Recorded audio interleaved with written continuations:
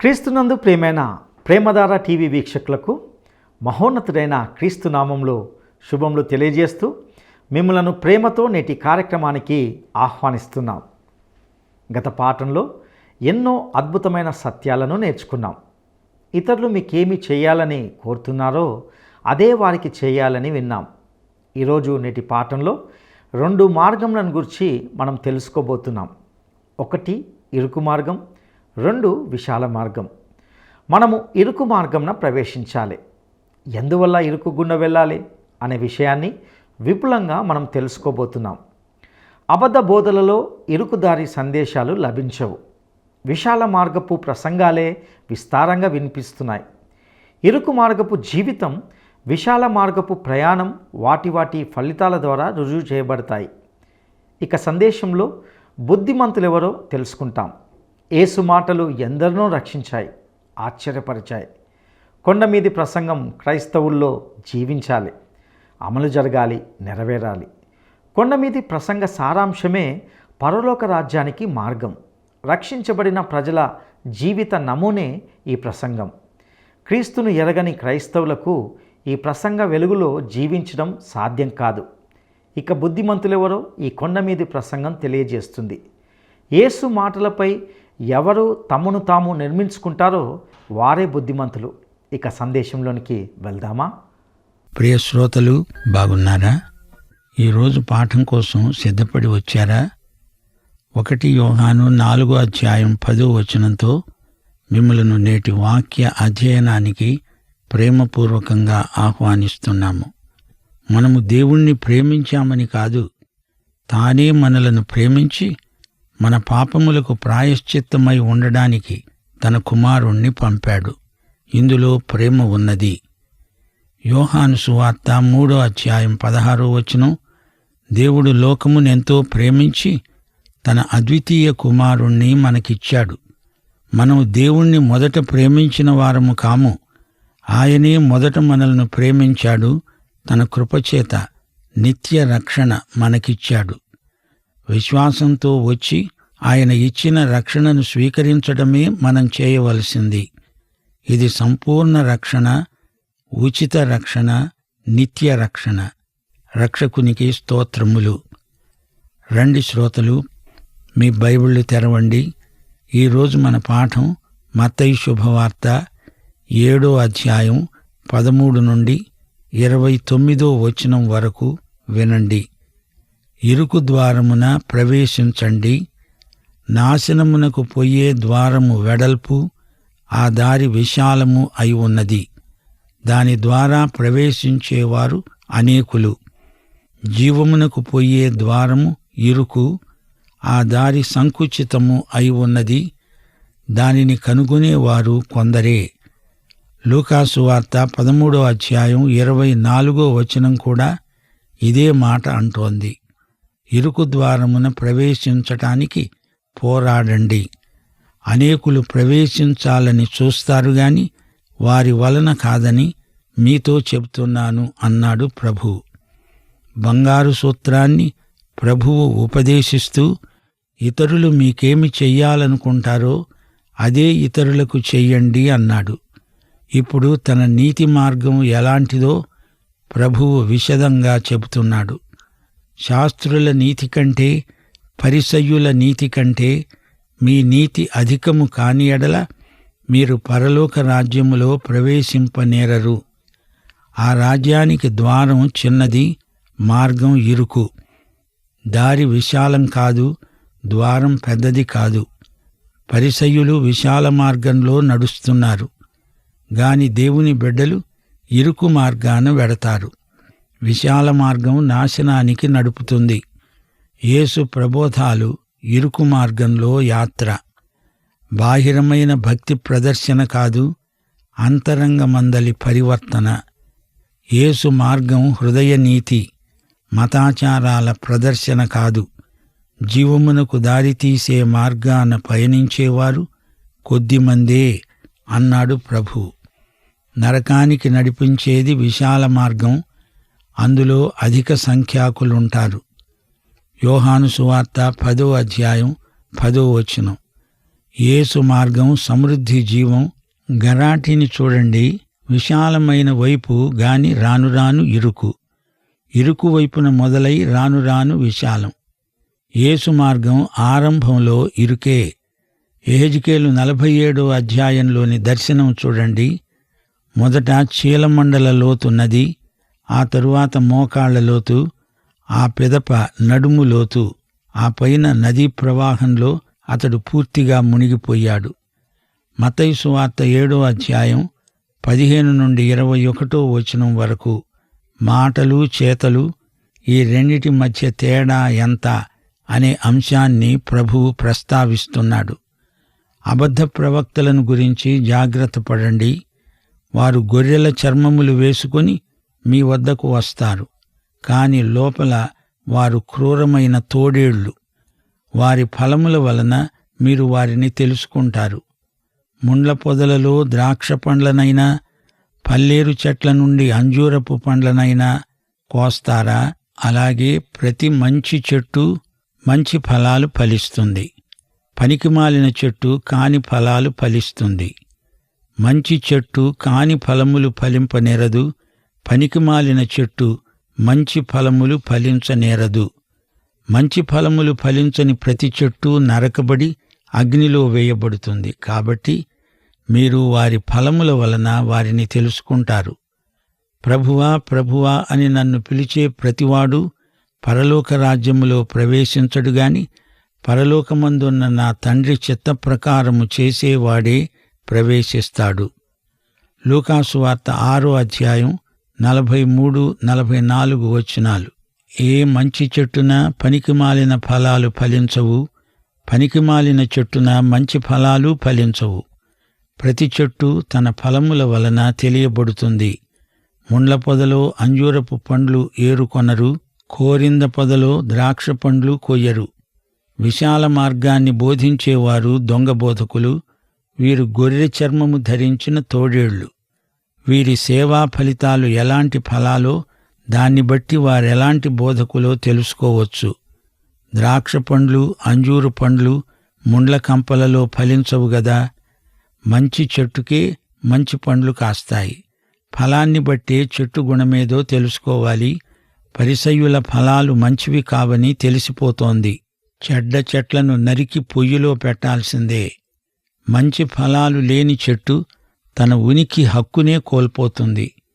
వారు గొప్ప ప్రసంగాలు చేయవచ్చు, అద్భుతాలు చేయవచ్చు, దయ్యాలను వెళ్ళగొట్టవచ్చు. అయినా వారు పరలోకపు తండ్రికి విధేయులు కారు. వారికి యేసుక్రీస్తుతో సరైన సంబంధం లేదు. తండ్రి చిత్తం ప్రకారం చేయని వారికి పరలోక ప్రవేశం లభించదు. ఆ దినమందు అనేకులు నన్ను చూచి, ప్రభువా ప్రభువా, మేము నీ నామమున ప్రవచించలేదా? నీ నామమున దయ్యములను వెళ్ళగొట్టలేదా? నీ నామమున అనేక అద్భుతములు చెయ్యలేదా అని చెబుతారు. అప్పుడు నేను వారితో అంటాను, మిమ్మును నేను ఎన్నడూ ఎరగను. అక్రమము చేసేవారలారా, నా వద్ద నుండి పోండి. యేసు ప్రభువుతో సన్నిహిత సంబంధం లేనివారు పరలోకంలో ఎలా ప్రవేశించగలరు? యేసు నామం వీరు వాడుతున్నారు గాని యేసు వీరిని వాడుకోలేదు. ఇంత చేశాము, అంత చేశాము అని ప్రగల్భాలు పలుకుతున్నారు గాని ప్రభూ, నిన్ను ప్రేమిస్తున్నాము అని ఒక్క మాట కూడా అనరే. మీరెవరో నాకు తెలియదు, అక్రమకారులారా పోండి అని ప్రభువు వారిని తరిమేస్తున్నాడు. 2 పేతురు 2వ అధ్యాయం 1వ వచనం. అబద్ధ ప్రవక్తలు ప్రజలలో ఉండేవారు, అటువలనే మీలోనూ అబద్ధ బోధకులుంటారు. వీరు తమను కొనిన ప్రభువును కూడా విసర్జిస్తూ తమకు తామే శీఘ్రముగా నాశనము కలుగజేసుకుంటూ నాశనకరమైన భిన్నాభిప్రాయాలను రహస్యముగా బోధిస్తారు. ఈ బోధకులు ఉత్పత్తి చేసే ఫలాలను బట్టి వారి తీరును, నాణ్యతను మనం అంచనా వేయగలం. ఈ సంఘటన 1000 ఏండ్ల పరిపాలనను, అంతకు ముందు ప్రవర్తిల్లే మహాశ్రమల కాలాన్ని సూచిస్తోంది. శ్రమల కాలంలో కొండమీది ప్రసంగం అప్పటి ప్రజలకు ఎంతో అర్థవంతంగా స్ఫురిస్తుంది. సంఘములో నామకార్థ క్రైస్తవులకు ఇది గొప్ప హెచ్చరిక. యేసు నామము వాడినంత మాత్రాన, బైబిలు చేత పట్టుకున్నంత మాత్రాన అది ప్రభువు కార్యమని భ్రమపడకండి. ఏ ఉద్యమమైనా దాని ఫలితాన్ని బట్టి బాగోగులు మనం పరిశీలించగలం. బయట ప్రదర్శన కాదు, అంతరంగంలో మనకు మన ప్రభువుకు ఉన్న హృదయ సంబంధం ముఖ్యం. మత్తయి సువార్త 7వ అధ్యాయం 24 నుండి 27వ వచనం వరకు ప్రభు అంటున్నాడు, ఈ నా మాటలు విని వాటి చొప్పున చేసే ప్రతివాడు బండమీద తన ఇల్లు కట్టుకొనిన బుద్ధిమంతుణ్ణి పోలి ఉంటాడు. వాన కురిసింది, వరదలొచ్చాయి, గాలి విసిరి ఆ ఇంటి మీద కొట్టింది. గాని దాని పునాది బండమీద వేయబడింది గనుక అది పడలేదు. ఈ నా మాటలు విని వాటి చొప్పున చేయని ప్రతివాడు ఇసుక మీద తన ఇల్లు కట్టుకున్న బుద్ధిహీనుణ్ణి పోలి ఉంటాడు. వాన కురిసింది, వరదలు వచ్చాయి, గాలి విసిరి ఆ ఇంటి మీద కొట్టింది. అప్పుడది కూలబడింది, దాని పాటు గొప్పది. యేసు ఈ మాటలు చెప్పి ముగించినప్పుడు జనసమూహములు ఆయన బోధకు ఆశ్చర్యపడుతున్నారు. ఏలయనగా ఆయన వారి శాస్త్రుల వలె కాక అధికారము గలవాని వలె వారికి బోధించాడు. ఇదే మాట లూకాసు వార్త 6వ అధ్యాయం 47 నుండి 49వ వచనం వరకు చెప్పబడింది. ప్రభు అన్నాడు, నా మాటలు విని వాటి చొప్పున చేసే ప్రతివాడు ఎవణ్ణి పోలి ఉంటాడో మీకు తెలియజేస్తాను. వాడు ఇల్లు కట్టవలెనని ఉండి లోతుగా తవ్వి బండమీద పునాది వేసిన వాణ్ణి పోలి ఉంటాడు. వరద వచ్చి ప్రవాహము ఆ ఇంటి మీద పడగా కొట్టగా అది బాగా కట్టబడినందున దానిని కదిలించలేకపోయింది. అయితే నా మాటలు విని చెయ్యనివాడు పునాది వేయక నేలమీద ఇల్లు కట్టిన వాణ్ణి పోలి ఉంటాడు. ప్రవాహము దానిమీద పడి ఒడిగా కొట్టగానే అది కూలిపడింది. ఆ ఇంటి పాటు గొప్పది. శ్రోతలు వింటున్నారా? యేసు మాటలు ఆ రోజున ఎందరో విన్నారు. ఇప్పుడు వారు ఏదో తీర్మానం చేసుకోవాలి, తప్పదు. 2 పునాదులున్నాయి. వీటిలో ఏదో ఒక పునాదిని కోరుకోవాలి. దానిమీద తమ జీవిత సౌధాన్ని నిర్మించుకోవాలి. ఒకటి రాతి పునాది, మరొకటి ఇసుక పునాది. దేనిమీద నీ ఇల్లు కట్టుకుంటావు? తీర్మానం నీకే విడిచిపెట్టబడింది. వాన గాలి వస్తే నీ పునాదిని బట్టే ఆ కట్టడం మనుగడ ఆధారపడి ఉంటుంది. యేసు ప్రభువు ఆయన ప్రకటించిన సత్యము రాతి పునాది లాంటివి. మీ హృదయ పరివర్తనకు సంబంధించిన విషయమిది. పరిసయ్యుల నీతి అంతా ఇసుక పునాది. గాలి వాన వచ్చినప్పుడు పునాది బలహీనమైంది గనుక ఆ కట్టడం కొట్టుకుపోతుంది. పరిసయ్యుల నీతిబోధ అనే ఇసుక పునాదిపై అనేకులు తమ జీవితాలను కట్టుకుంటున్నారు. వాన గాలి తుఫాను వచ్చినప్పుడు వారి జీవితమనే ఇల్లు కాస్త కుప్పకూలిపోతుంది. రాతి పునాది గల కట్టడం గట్టిగా నిలుస్తుంది. ఇసుక పునాదిపైని భవనం వరదలకు కొట్టుకొని పోతుంది. యేసు మాటలు విని ఆ ప్రకారం చేసిన విధేయుడు బుద్ధిమంతుడు. అలా చేయనివాడు బుద్ధిహీనుడు. 2 దారులు, 2 ద్వారాలు. అందుచేత మనుషులను 2 తీర్మానాల్లో ఏదో ఒకటి చేసుకోవాలని దేవుడు హెచ్చరిస్తున్నాడు. తటస్థ విధానం ఇందులో పనిచెయ్యదు. యేసు కొండమీద చేసిన ప్రసంగం విని అనేకులు ఆశ్చర్యపోయారు. యేసు మాటల్లో అధికారం ఉట్టిపడుతున్నది. పరిసయ్యులు, శాస్త్రులు అలాంటి అధికారాన్ని చూపలేకపోయారు.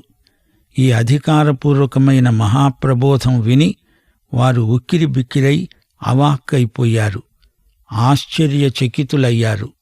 పరిసయ్యుల నీతి పరలోక ప్రవేశానికి పనికి వచ్చేది కాదు. యేసు అధికారము ధర్మశాస్త్రాన్ని మించినది. పరిసయ్యులు ధర్మశాస్త్రమును పురస్కరించుకొని మాట్లాడుతున్నారు. అయితే యేసు దేవుని అధికారంతో, పరలోకాధికారంతో మాట్లాడుతున్నాడు. అందుకే యేసు మాటలు విన్నవారు విస్తుపోయారు. యేసు మాటల వెలుగులో యూదుల మత వ్యవస్థ వెలవెలపోయింది. నాటి మతనాయకుల బోధలో జీవం లేదు, అవి యాంత్రికమైన బోధలు. ధర్మశాస్త్రమిచ్చిన దేవుడు, దానిని నెరవేర్చిన యేసు, ఆయన మాటల్లో ఎంతో అధికారమున్నది. 1 కొరింథీ 3:11 ఏమంటోంది? వేయబడినది తప్ప మరి ఒక పునాది ఎవడూ వేయనేరడు. ఈ పునాది యేసుక్రీస్తే. యేసు పునాదిపై నీ జీవితాన్ని నిర్మించుకోవాలి. నీవు పరిశుద్ధాత్మకు లోబడితే యేసు అనే పునాది మీద బంగారము, వెండి, వెలగల రాళ్ళు పెట్టి కట్టుకోగలవు.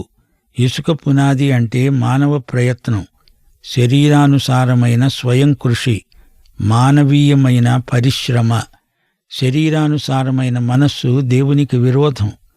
స్వాతంత్ర్యమునిచ్చే ఆత్మ నియమం చొప్పున మనము ప్రవర్తించాలి. పరిసయ్యులు, శాస్త్రులు శరీరానుసారులు.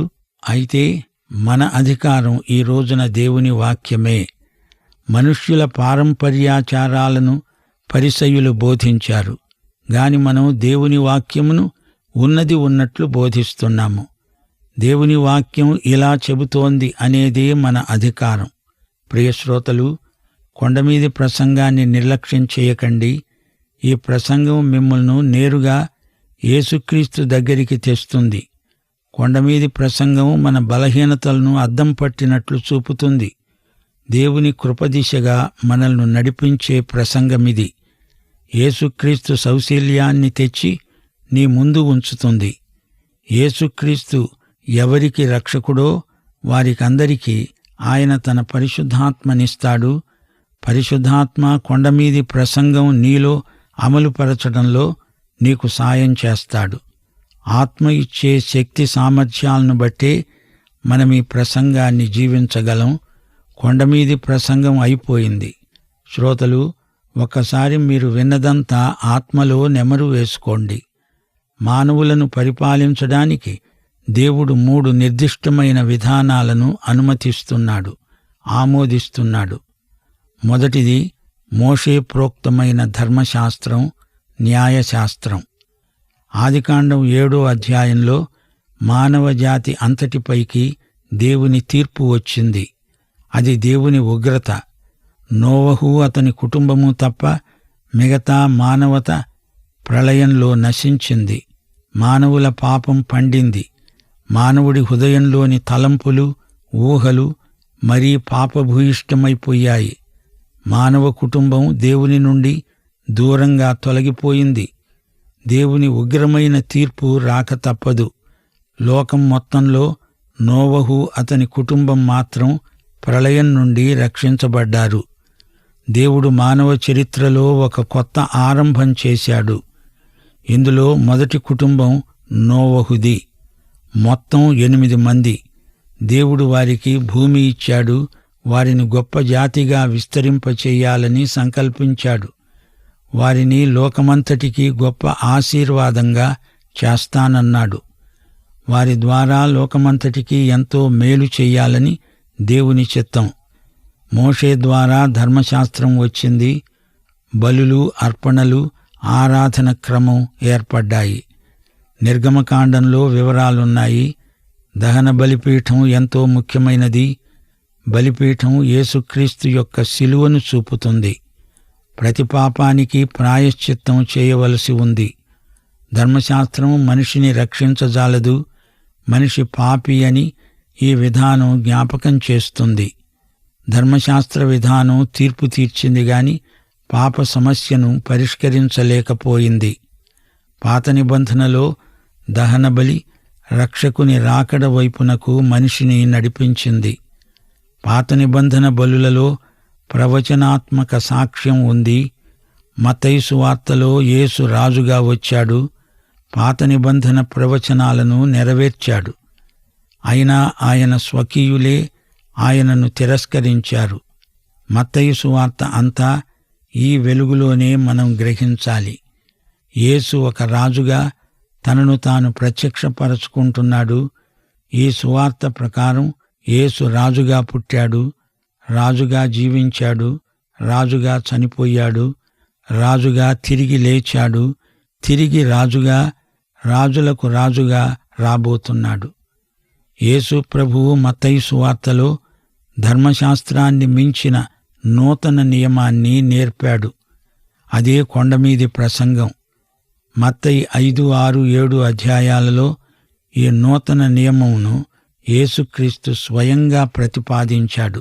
మోషే ధర్మశాస్త్రమందలి 2 ప్రాముఖ్యమైన ఆజ్ఞలను యేసు పైకెత్తి వాటికి ఒక కొత్త అర్థం చెప్పాడు. సోదరుని మీద నీవు కోప్పడితే నీవు హంతకుడవు. స్త్రీని మోహపు చూపుతో చూస్తే నీవు వ్యభిచారివి. ఈ 2 రకాల మానసిక ముద్దాయిలు మన సంఘాలలో కుప్పలు తెప్పలుగా ఉన్నారు. కొందరి చూపులు మోహపూరితమైనవి. చూపుల్లోనే మానసికంగా అంతా జరిగిపోతుంది. ఆ స్త్రీని మానభంగం చేసిన వాడవుతున్నాడు. కొందరు సోదరుల మీద విద్వేషం వెళ్లగక్కుతారు. మానసికంగా కయీనులై హేబెలులను హత్య చేసిన వారవుతున్నారు. అంతా వారి మానసిక ప్రపంచంలోనే గుట్టుగా జరిగిపోతోంది. ఇది కృపాయుగం, పరిశుద్ధాత్మయుగం. పరలోక రాజ్యం వచ్చినప్పుడు కొండమీది ప్రసంగం పూర్తి ప్రతి అమలులోకి వస్తుంది. ఇప్పుడైతే 1 కొరింథీ 15వ అధ్యాయం 3, 4 వచనాల ప్రకారం మనం రక్షిత ప్రజలం.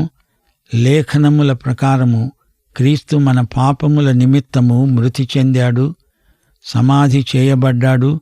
లేఖనముల ప్రకారము 3వ దినమున లేపబడ్డాడు.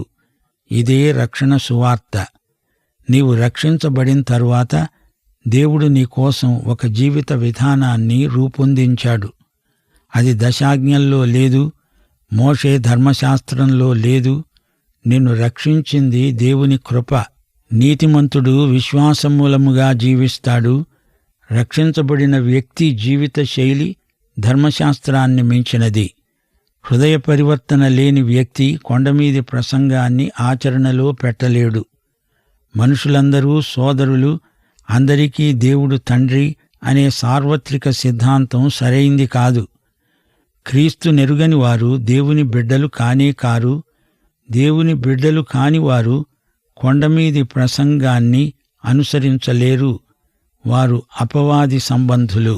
యోహాను సువార్త 8వ అధ్యాయం 44వ వచనంలో మతనాయకులను ఉద్దేశించి ప్రభు అన్నాడు, మీరు మీ తండ్రి అయిన అపవాది సంబంధులు. కొండమీది ప్రసంగాన్ని లోకం అమలుపరచజాలదు.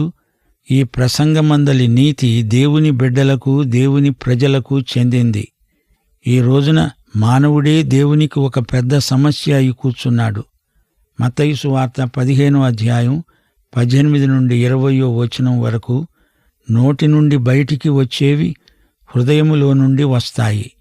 ఇవే మనిషిని అపవిత్రపరుస్తాయని మీరు గ్రహించరా? దురాలోచనలు, నరహత్యలు, వ్యభిచారములు, వేశ్యాగమనములు, దొంగతనములు, అబద్ధ సాక్ష్యములు, దేవదూషణలు హృదయములో నుండే వస్తాయి. ఇవే మనిషిని అపవిత్రపరుస్తాయి. మతాచారాలెన్నైనా పాటించవచ్చుగాని అసలు సమస్య మానవ హృదయమే. మానవ హృదయము అన్నిటికంటే మోసకరమైనది.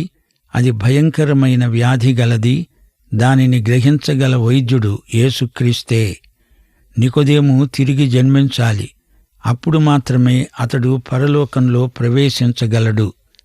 గలతీ పత్రిక 5వ అధ్యాయం 19 నుండి 21వ వచనం వరకు శరీర కార్యాల జాబితా రాశాడు అపొస్తలుడైన పౌలు. శరీర కార్యములు స్పష్టములై ఉన్నవి.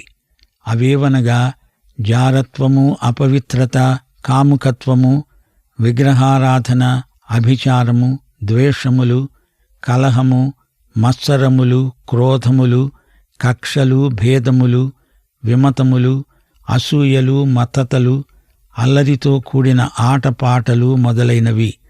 వీటిని గూర్చి నేను మునుపు చెప్పిన ప్రకారము ఇట్టి వాటిని చేసేవారు దేవుని రాజ్యమును స్వతంత్రించుకొనరని మీతో స్పష్టముగా చెబుతున్నాను.